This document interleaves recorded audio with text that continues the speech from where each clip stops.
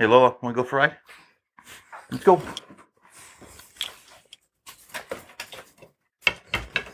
Come on.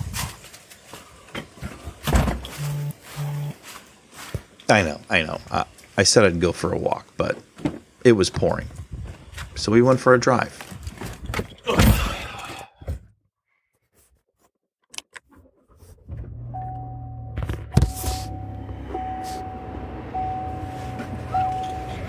So today was supposed to be a walk, Lola.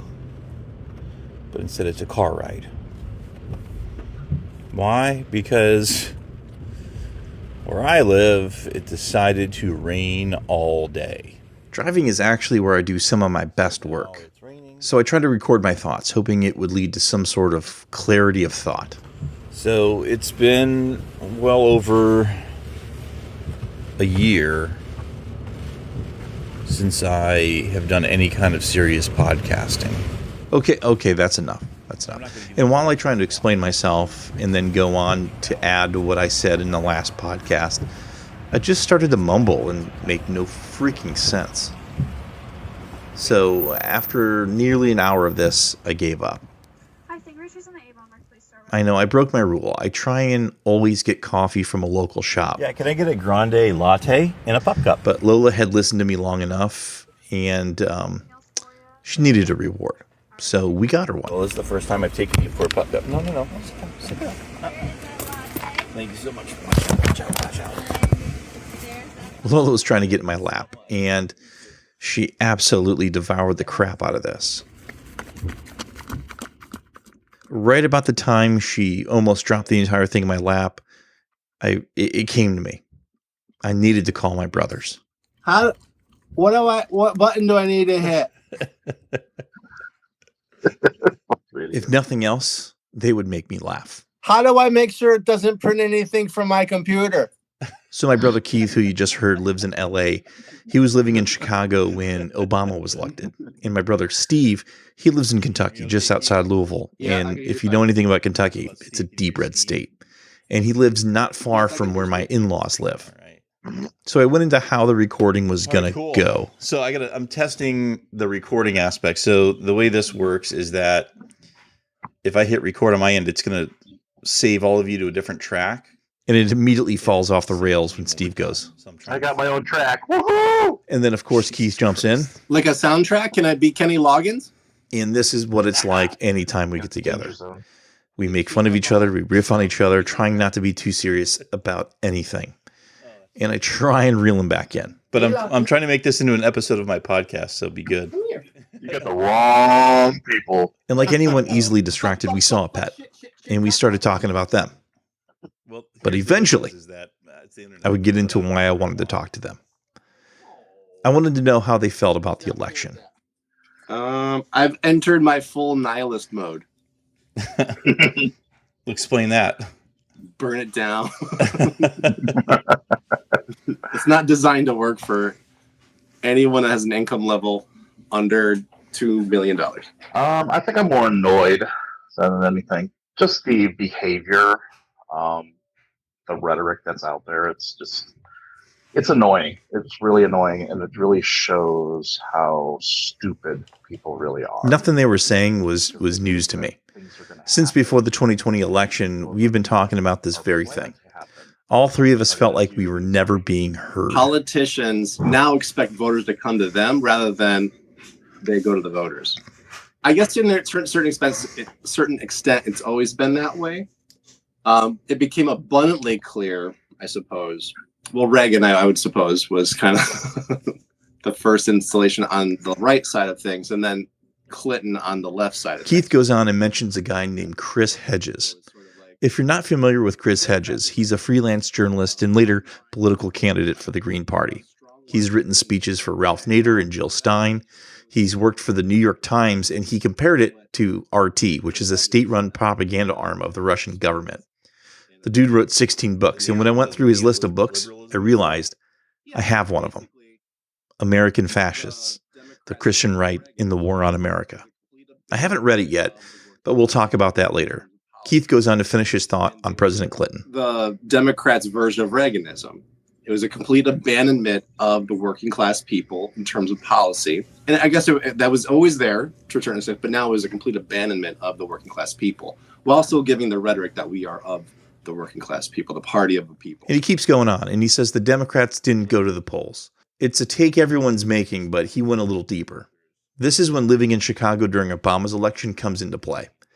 Obama running for office got Keith to start talking to us about politics.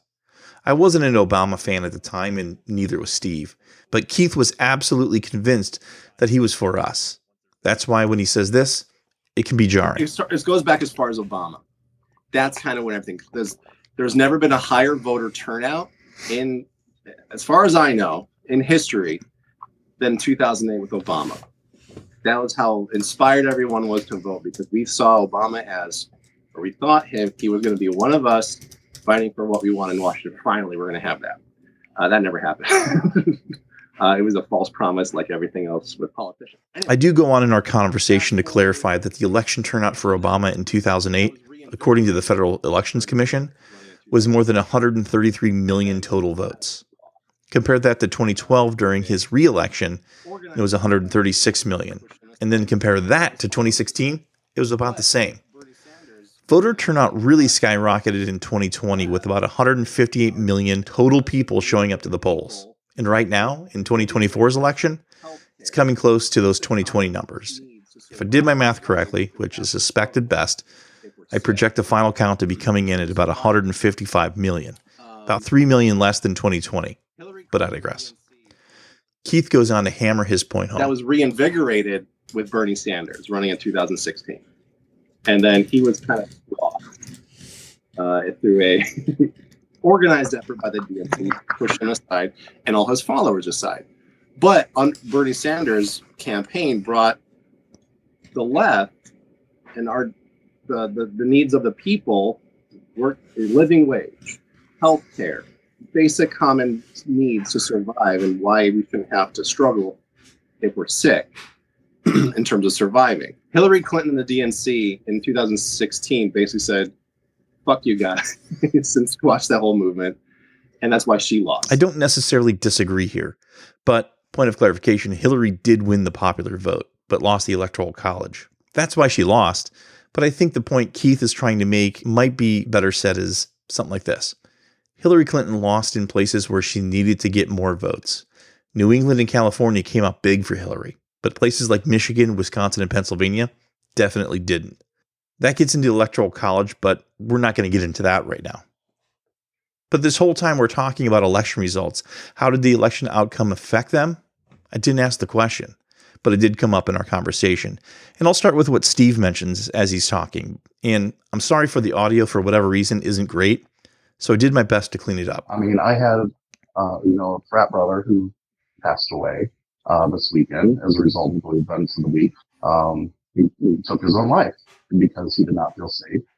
I've got gay coworkers who are terrified. And a lot of it's just rhetoric and a lot of it's just rumor and fear mongering. I get it.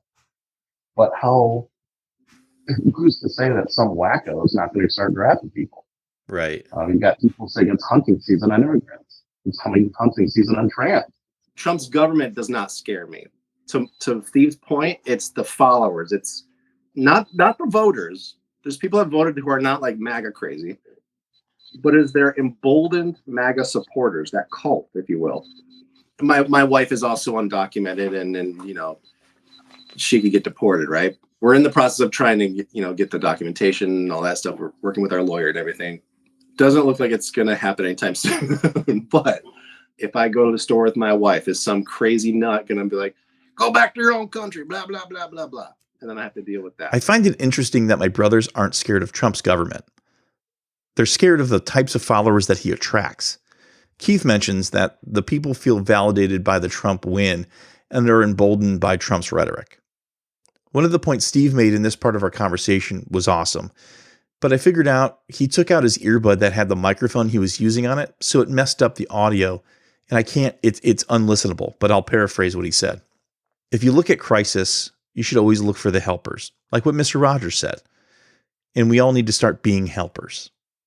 And I know someone listening is going, man, what a bunch of wimpy men being all in their feelings. And I can assure you, these two aren't wimpy at all, because Steve's audio cleared up enough to catch this. I don't know, I'll die for, I'll fight for, my daughter's rights, your daughter's right, my friends, my gay friends, my straight friends, my trans friends. It's like, it's gotta stop. It's just, everyone's human, and this hate is just, it's disgusting and it hurts. Someone willing to fight for someone else's peace isn't a character flaw, and it's not wimpy. When he says he would do it, believe him. There's a few things about Steve I admire and I wish I was.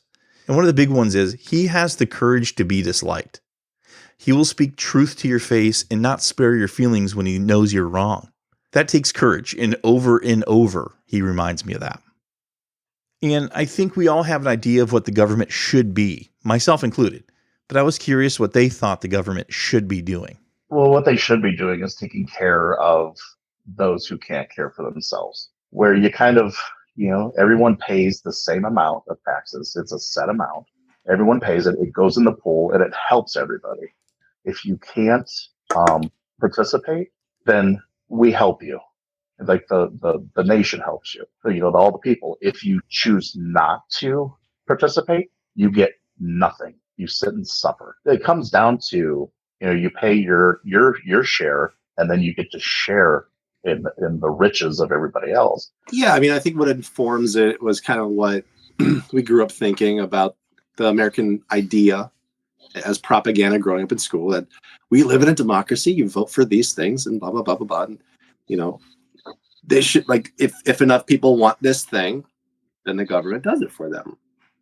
The government's role, in my opinion, is there to nurture a society that will produce the brightest people, the kindest humans, hopefully, a society that works together for the betterment of each of our neighborhoods, basically. And the government is there to nurture that, whether it's financially or in any way possible. Typically financially. So if my brothers see the government's role as taking care of the people, listening to the people, supporting the most vulnerable among us, then why don't we feel that? Why are we so freaking cynical? Here's the fucked up part about it, is that it is those things. It is all of those things, but just not for us. It is for their sponsor. We do have a government that will give money to whatever needs for its people. Just that those people are a very small margin of the population, and they happen to have billions of dollars. Wait, hold on. This isn't the first time I've heard this argument. These interests have rigged our political and economic system for their exclusive benefit. Believe me, it's for their benefit. Big business, elite media, and major donors are lining up behind the campaign of my opponent because they know she will keep our rigged system in place. They are throwing money at her because they have total control over every single thing she does. She is their puppet, and they pull the strings. Wait, hold on. Is Donald Trump going to save us? People who've made out like bandits. The rich continue to get much richer.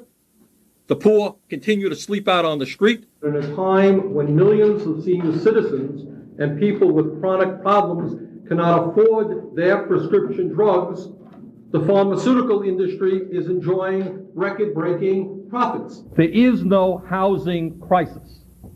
There is a crisis in the federal government's relation to low and moderate. Wait, what? What? Hold on. Yet we know there is a lot to do. Too many people haven't had a pay raise since the crash. There's too much inequality, too little social mobility, too much paralysis in Washington. Wow, she said it too. Okay. We need to build an economy that in fact rewards work, not just wealth. It reflects our values. And that's going to start, I'm going to start by reversing the Trump tax cuts for the super wealthy and corporations. This isn't the right tape. Can't be right. The fight for freedom for opportunity, for fairness, and the dignity of all people. A fight for the ideals at the heart of our nation, the ideals that reflect America at our best. That is a fight I will never give up. Seriously, they're all kind of saying the same thing. They want to fight for the regular person. That's us, right? We never get what we want, they get what they want. Sure. And it's a realization that I have is that what the American population is a labor force to be exploited. That's what we are. We are the labor force for the American empire. That includes the military members. And that was a hard pill for me to swallow at one point. They don't give a fuck about you. Oh, look, it's a dog. And of course, Steve Scott Monroe made an appearance. But anyway, so how do we get here? The things Trump is saying isn't that much different from what we're talking about and what we want. So seriously, where the hell is this going? And this is exactly what our founding fathers, well, some of them, warned against about political parties. Specifically, it was George Washington who warned us of political parties. He wrote about it in his farewell address, first published on September 19th, 1796, in the Philadelphia Daily American Advertiser. And it goes, and I quote, "All obstructions to the execution of laws, all combinations and associations under whatever plausible character with a real design to direct, control, counteract, or awe the regular deliberation and action of the constituted authorities are destructive of this fundamental principle and of a fatal tendency. They serve to organize faction, to give an artificial and extraordinary force, to put in the place of the delegated will of the nation, the will of the party. Often a small but artful and an enterprising minority of the community, and according to the alternate triumphs of different parties, to make the public administration the mirror of the ill-concerted and incongruous projects of faction, rather than the organ of consistent and wholesome plans digested by common councils and modified by mutual interests. However, combinations or associations of the above description may now and then answer popular ends. They are likely, in the course of time and things, to become potent engines by which cunning, ambitious, and unprincipled men will be enabled to subvert the power of the people and usurp for themselves the reins of government, destroying afterwards the very engine which have lifted them to unjust domination." It feels like George Washington is scolding us from the grave. And I feel in every way he warned us, and his warnings were lost to time. Look, he's right. He was right. No doubt across the political spectrums, we agree that division, partisan fighting, the us versus them mentality, the elites, the rich people, or whatever, we agree that they're a problem, and a problem we must solve. So I guess it begs the question, how the hell do we do that? Yeah, I think the solution, the only way to either create a path towards fixing the existing government is to unify on class, economic class. I think, like, of course, there's racists and there's those what used to be fringe groups out there. We can come together on something which is economic class. That's what Fred Hampton did with the Black Panthers. He got together with guys from the KKK and other guys and said, I know we have this little tiff about race between us. We're both being screwed by the same pooch, because they need that division to thrive. So I think if we were to come together, as hard as that might be to seem to think about right now, it'd be a society unification would be the first step and most pivotal step in terms of turning around the government to work in our favor. Finally, something a little hopeful, a way to set us up and reunify ourselves and all live happily ever after. Do I think that's going to happen? No.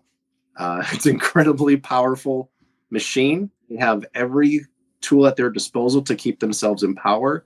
They will murder. They will do whatever they can to prevent their power from being interrupted in any way possible. Well, crap. To illustrate the point, Keith brought up Bernie Sanders as an example. We go back to 2016 in the primary cycle. The Hillary emails confirm what we were all thinking. She sabotaged his campaign using the very legal resources at her disposal. Call it gamesmanship or whatever.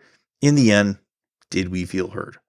Listen, I know politics can be messed up, and because our 24-hour news stations have made entertainment over it, I think there's a way forward. Let's use something Keith said. We have to unite on economic class. Keith talked about Fred Hampton, and I found a speech by Fred Hampton talking about the class struggle. And I apologize in advance. I'm no Fred Hampton. You know, a lot of people have hang-ups with the party because the party talks about class struggle.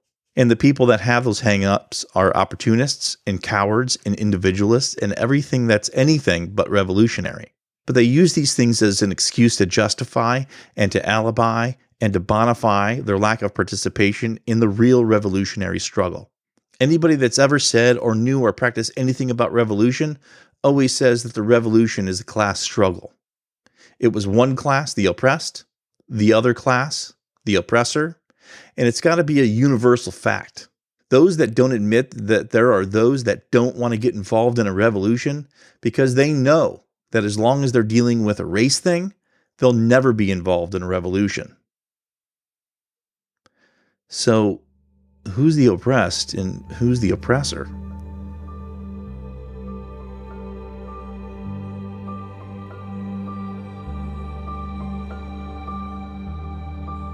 In this new series, we're going to explore the concept of anti-poverty. Poverty crosses lines of race, class, community. It literally touches us all. We're going to explore why poverty in America is so much worse than it is in other developed countries. We will explore the systems that keep people in poverty and explore a group of people that find themselves between poverty and middle class. I asked my brothers a pretty simple question. You guys are the most skeptical people I know. Tell me why anti-poverty doesn't work. It's not profitable.